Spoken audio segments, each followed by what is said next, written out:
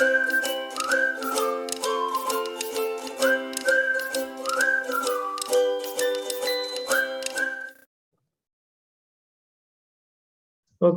hello friends, and welcome in one more session with our guest. So today we have Abhishek Banerjee with us.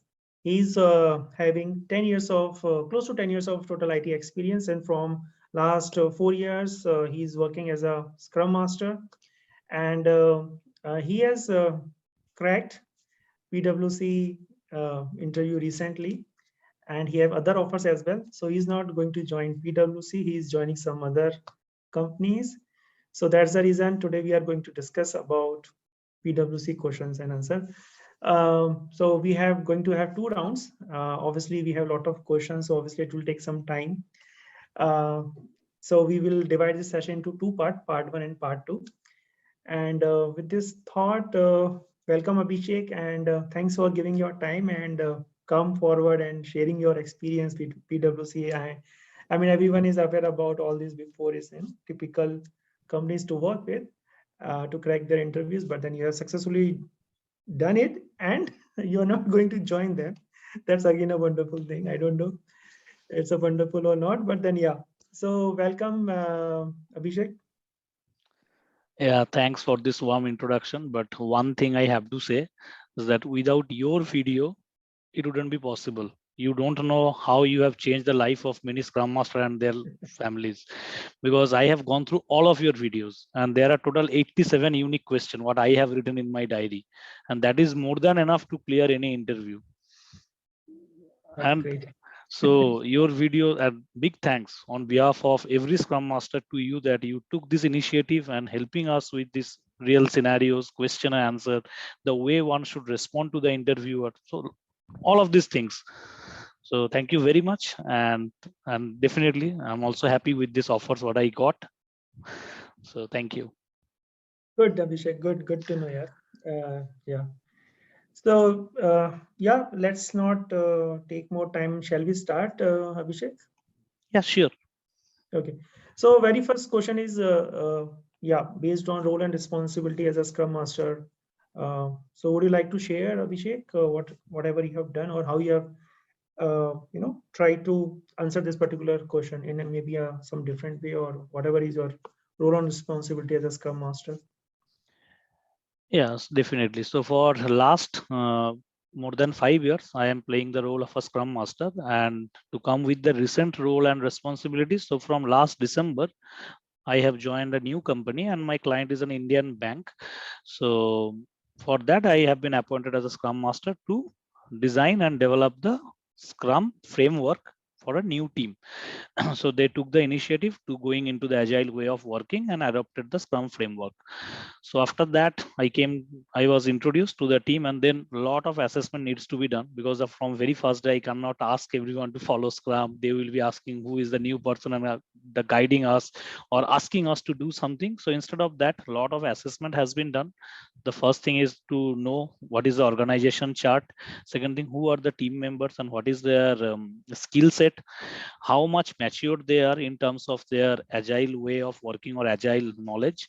And fourth most important thing is that what is all about the product. That means what are the work is going to be done, the product goal. So after this assessment, being a Scrum Master, I came to a conclusion, how should I move ahead? And then I planned something, discussed with the enterprise agile coach. So it always helpful to get some go ahead from a mentor or from a coach. And then I have started making those changes. So after this 3 months, there are a lot of changes. What I can see, they are now coming out from the introvert to extrovert. They are able to speak in the sprint planning. They are able to come up with a daily stand-up, and they feel the importance of each and every events. So this is a slow progress I made in just last 3 months, and I hope it will be continuing with this progress. So that's my current role and responsibilities. That's good, Abhishek. Good to know. Okay, so let's talk about this particular role as Scrum Master. So, what do you think? What is this master word denote to you? In this particular role. Yeah, so that was a very interesting question from the company, and it is not written in Google or in Scrum guide that why the Yes. master is there. No role is having the master, right? But this role is telling you Scrum master. So my answer was Scrum master is not a master for any team, not a master for any individual. He is the master of Scrum framework. Now the question may come why? Because being a Scrum master, you should know what are the Scrum values, what are the Scrum principles.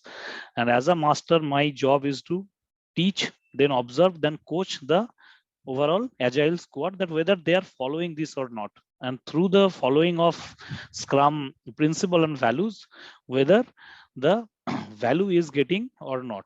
So the role is called as a master because I am giving the teaching, then observe and the coaching the overall team members to adopt the Scrum framework and achieve the value through complex product delivery in iterative model. So that's the reason it is called Scrum Master. Okay, interesting. Good. Okay. And would you also like to point out a couple of changes which has happened recently in 2020 Scrum Guide comparison to the previous one? Yes, definitely. So every time, because we are having only this masterpiece, this 14 page of Scrum guide, and based on that PSM1, PSM2, PSM3, all these are fallen. Only this just 14 page. So still the knowledge is required in a very depth manner. So when I read, I came to know that there are certain changes. The first changes was that there is no more 3 specific question during the daily stand-up. It was there in the initial version. After that, it becomes self-organizing, not self-managing team. There is no more servant leadership. Now it's called true leader. So this, and the very important thing came into the picture is introduction of product goal from November 2020 release. So those are the few changes made. So just make it open to more, make it more open so that it is having the bandwidth to adopt the changes, not specific to something. So these are the few changes what I have observed. Great. Okay, thanks, Abhishek. Okay, and this one is most challenging or difficult principle to understand, and that is like simplicity, the art of maximizing the amount of work not getting done, right? Done. So what is your thought on this particular principle? Yes, so the line is simple, but not very simple by dividing all sentences. So simplicity, the art of getting maximum amount of work not Maybe you getting can, done. if you also add some example, that will be also great. Maybe also. Huh. Yeah. So let me just give you a brief, then I will definitely come to a real life example. So many times what happened, a product owner, he or she is also getting the requirement from the business stakeholders. And maybe everything seems to be important. And he is coming up with the thought that I need this thing, set of functions as a incremental delivery things. So on that time, it becomes difficult based on the sprint goal and the sprint duration to address all the requirements. So on that time, we need to have the MVP understanding, minimum viable product. So there the picture actually coming simplicity, the art of maximum amount of work not getting done. That means we need to filter out what are the most important thing that need to be addressed, and through the iterative delivery model, the MVP becomes MMP, minimum marketable product. Just for a simple example, we use Microsoft Excel or Word or PPT, PowerPoint presentation. So in Excel, we are having multiple tabs along with multiple functions, but rarely we use all the function. We just need to have a new page and just to write few sentences and bold it, color it. That's all. So that is the minimum viable product what we need. But if Microsoft is coming up with only 1 or 2 tab, it will not be marketable. People will be feeling I am going to pay this, how I should get only this amount of thing. So there are things that what should be the could have, nice to have. So the simplicity is actually addressing that you should address the must have functionality first. After that, if you have the budget, after that, if you have the time, then you could add the nice to have or could be there. So this is the answer of simplicity, the art of maximizing the amount of work not getting done. Good, good. Thanks, Abhishek. The example, it's make more interesting. Okay, so you might have heard about a lot of estimation technique, right? So what is your preferred estimation technique? Yes, so currently in my project and even in my last project also, we used planning poker. So in planning poker, using the Fibonacci series as the to give them scoring on the user story points. Okay, okay, and why we only, I would not use the word only, but then why we prefer Fibonacci series? Like we have a lot of other series, right? Like we have Mhm. AP, GP, and log series, and lot of Yes. other things, right? So why is something special about this Fibonacci series? Yeah, definitely. So I believe the Scrum Master role is a behavioral skill. It's not something like coding or any technical things. So there are a lot of things associated with while we are doing the estimation. So in the planning poker, when you do the estimation, when you use Fibonacci series, then next number is always 60% higher than the previous number. Okay. But you go to the other thing, AP series or GP series, it always create a confusion in humans mind. Let's say a GP series 2 square, so 2 to 4, 4 to 16, so it becomes very difficult to give a proper estimation. And it seems like, oh, it's too big from 4 to 16, from 2 to 4. But when we are having the Fibonacci series, it's always have that 1 2 3 and then 5. So every number is 60% higher, so it actually help us to give a relative sizing instead of giving any uh, abrupt number. So it is giving a relative sizing.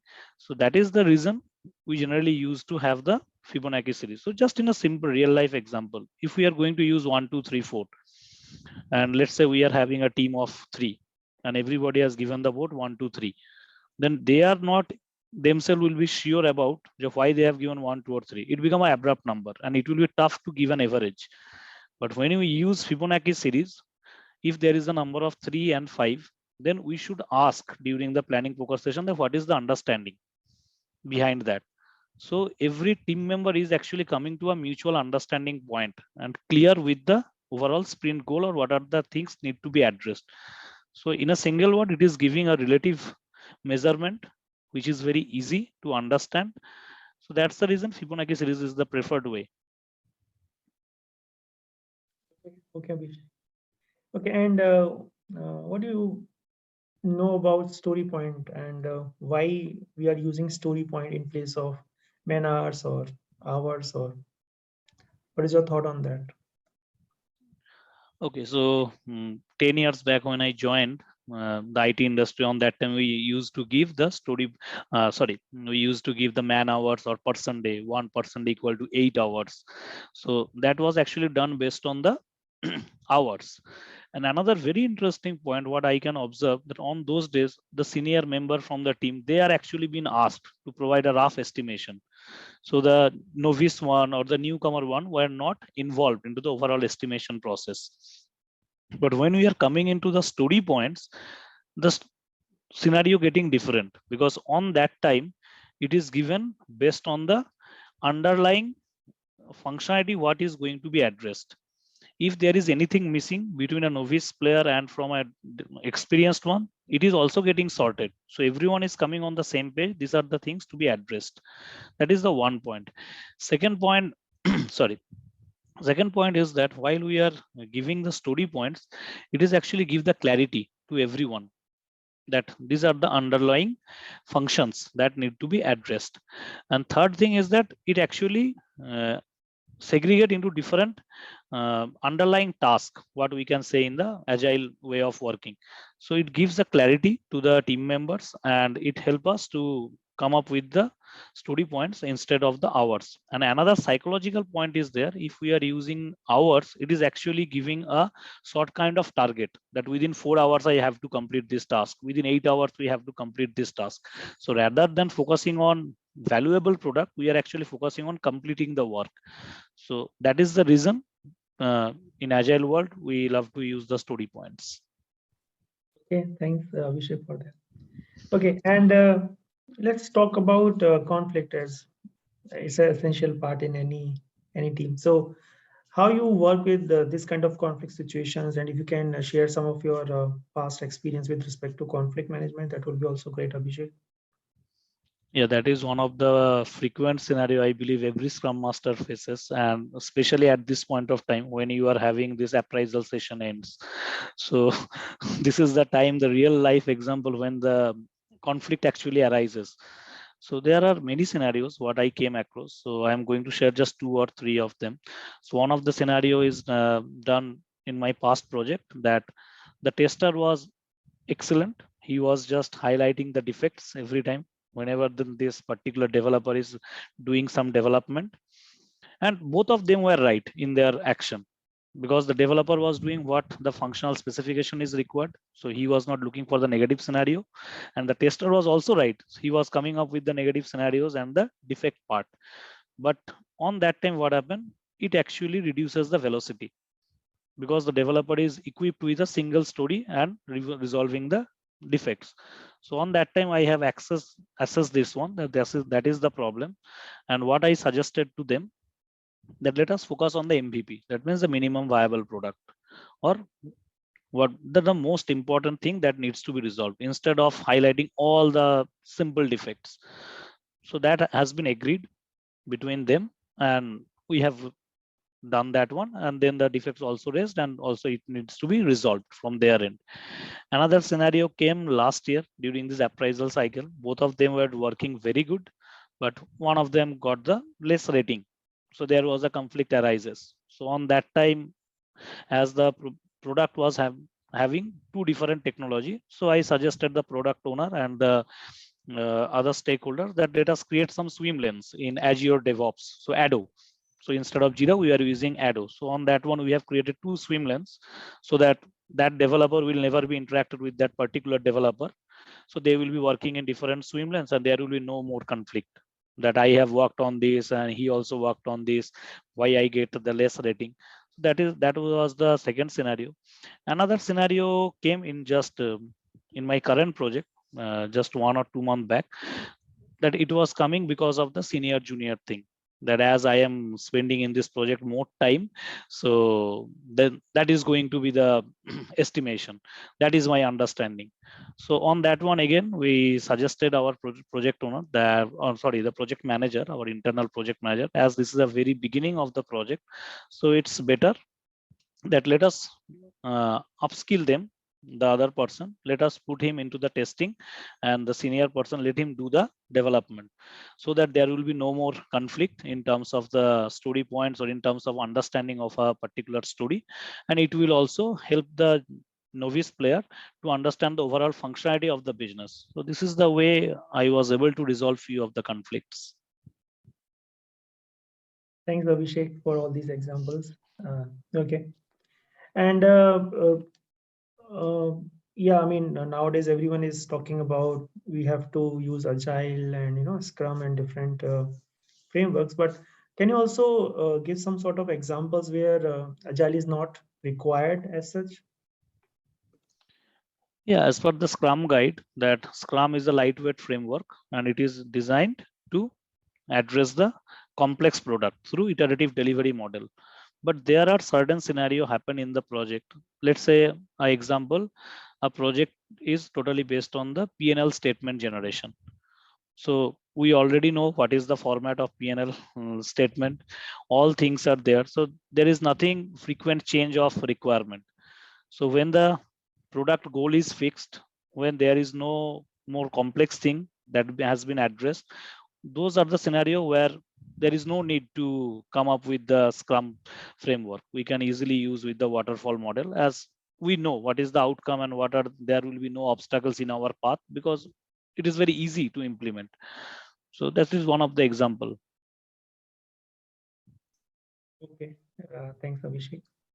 Okay, and now let's assume that your sprint is ongoing, and during that sprint, your one day your product owner came and he just come up with one of the requirement, one of the user story, and he stated that's a important one, and stakeholder want this particular user story to be implemented in this sprint only, right?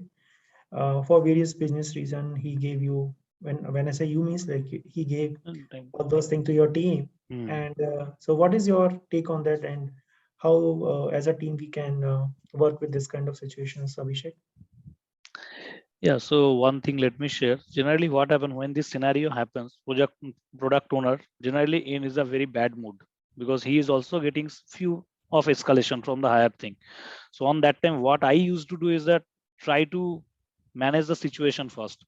Just simple. Just give him a exercise of breathing exercise just for 2 minutes, just to calm down his mind. Because whatever I am going to say, it may not be rational to him. So if I am suggesting him to have a 2 minutes of breathing exercise, he can come down and then he can listen to me. Because I need to propose him that we need to think from the actual ground and we need to think from the business ground. Second thing is that as the sprint is going on, and if it is too much important, if it becomes a showstopper, that particular story point, then need to sit with the team members that what are the other backlog item you want to shift it to the future sprint, because the time is limited for a 2 week sprint or for a 4 week sprint, so we cannot extend the time. Then the developer or the agile squad, they will come up with their inputs. Okay, they are happy to negotiate with the product owner, and product owner also needs to understand that few other items can be postponed to the future sprint and we can include this one. The fourth scenario is came after including, is there any dependency, is there any system requirement, or is there any third party dependency there? So if these things are not there, that means we are on a smooth track to proceed with this user story. Then the agile squad can easily adopt, okay, we can include this one into the sprint backlog and we can address the changes. But many times negative scenario also happen, that there are dependency, there are other team members who needs to be involved, there are test id creation is there. So on those scenario, generally what happen, we need to shift it to the next few sprint. So this is the way we should not hamper the overall sprint goal, and we will be abide by the Scrum guide of potentially releasable product.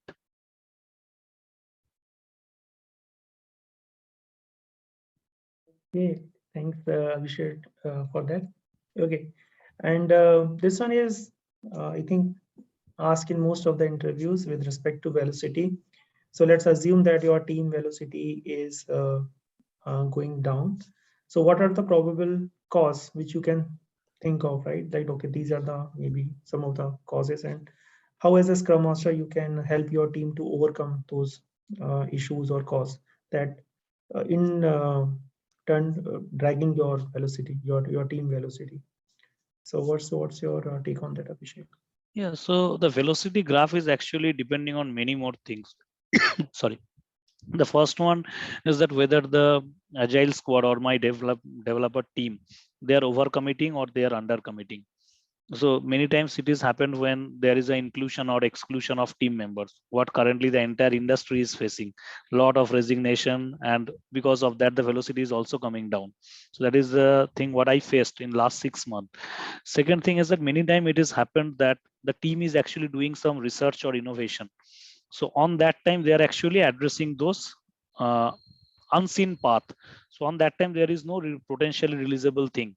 So during that particular sprint, there will be no velocity, or it will be drastically coming down if I look at the graph. Third scenario happens when the user stories are too big.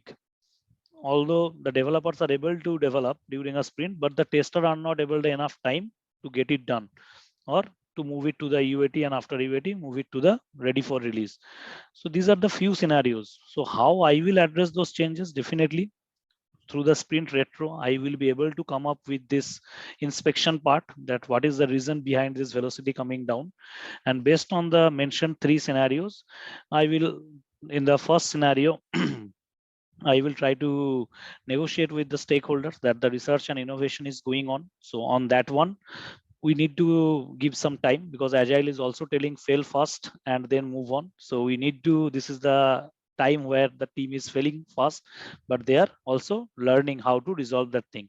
In the second scenario, as a scrum master, I need to have a teaching session with the team member, that why they are giving much more estimation or less estimation, what are the loopholes in terms of understanding the story points, why they are getting stuck in giving the story points. And in that way it will take time, it is not a single night thing that it will change over the night, but After giving that, I need to observe, and if it is performing okay, then thumbs up for me. If not, then again I need to give them a coaching that this is the way you should move on. So I think this is the way I should address this velocity movement.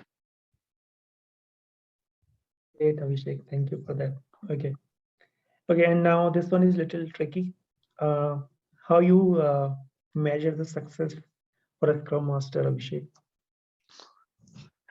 Maybe the question is not proper, that how should I measure my success. I can measure my progress rather than my success. Oh, If thank you you. going to tell me this in the actual interview, I will be really impressed with this kind of prompt answer, Abhishek. So no, it's a agile is also a responding to change. So how can I say that success? It may be possible today I am giving you a success rating, and in the evening the code collapsed, or the overall sprint product goal is obsolete. Then my entire success is not there. So it's the only progress what I can show up. So how should I measure? So the first thing is that I need to know what is my path I'm going to travel. And the thing I have mentioned in the interview, that I need to take a discussion with the enterprise agile coach or the agile coach. Mr. Ramakant Acharya never played for Indian cricket, but he was the coach of Sachin Tendulkar, right? So the same thing, always I believe that I need an agile coach, that this is my design and this is the way I am looking forward for the agile transformation. So after getting a go ahead, it also boosts my confidence. Then how I will measure? So there are many more things, because agile is more about people, process and technology. So the from a people perspective, I should know what I have a very famous quote from my own end, that Scrum Master is getting paid because of his absence, not for his presence. Let me tell you why I derived this quote. Because Scrum is telling self-organized. If I am absent and the team members are able to do the sprint planning, the daily stand-up, all the sprint events, that means they are actually able to adopt the Scrum framework, the values and principles. So my absence is actually justifying whether the transformation is being carried on or not. One. In the second scenario is that they become extrovert, not introvert. They should be open up with their ideas. They should have the courage to speak in front of the stakeholders, in front of the product owner, and also able to accept their mistakes. So that will also come from appreciation. So in the very beginning, it should not be coming the escalation. The first appreciation should come, and then little bit of feedback, not escalation. So this is the area where, as a Scrum Master, I need to check with product owner separately, that if there is any big mistake, you should not be shouting, because it will demotivate the overall team members, and in future it will either distract the team or reduce the overall velocity or overall success. Now coming to the process, so I am also having Lean Six Sigma Green Belt certification. So that also helped me to do the assessment if there is any scope of process improvement in terms of time savings, or in terms of cost savings, or in terms of any new area of automation. So that is also one area, that how the process is getting improved and there is less dependency on the human interaction, sorry, the human dependency. And now coming to the technology, so whether we are also working with the current technology or not. Let's say we are working with the IBM BPM things, but I should know as a Scrum Master that there is a new technology, IBM BOW is also coming, which is going to replace the IBM BPM. So as a Scrum Master, I can suggest during the sprint retro, so is it possible to move it IBM BAW, or is it possible that in future if there is any migration, how we can address? So the people, that means my entire team will be getting ready to address the change, or rather I can say responding to change. So these are the three areas: people, process, technology, I should check with my metric. And another very important part is that to give the value, because end of the day, it's all about the value what customer is getting. So that defect density metric, that day by day or sprint by sprint, how the defect is coming down. So it also give a confidence that developer and tester, they are having the clear understanding. Their thinking is now actually syncing up. So the number of defect is coming down, development is at the highest quality. So these are the few points I should measure as my progress in the positive direction or in the negative direction. Great. I really like this answer, Abhishek. And I believe that because of this answer, you got selected. Okay, this is Okay. okay. Thank you. Let's move on. Let's move on. I will give Okay. you the feedback after this session. Mhm. Okay. Let's talk about release planning. What's your role as a Scrum Master in the release process complete? You want to share that, Abhishek? Yeah. So, so generally, as a Scrum Master, I used to spend 30 to 45 minutes in LinkedIn and in Scrum.org blogs.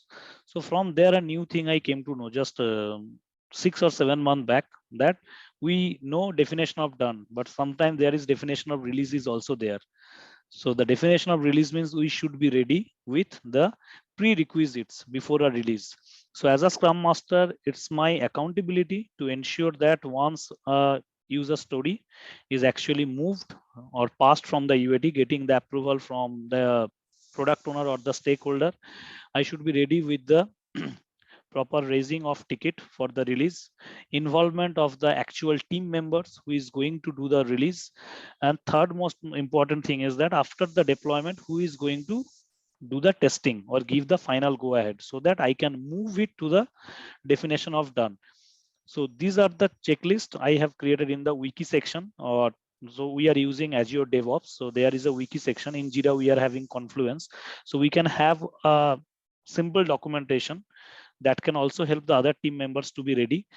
So these are the few points I should be ready with, and align the team members that on that particular day we need to be sync up and need to do the deployment. So after that, the testing will be done on the next day, and based on the confirmation, we are moving to the definition of done. So this is definition of release we need to follow.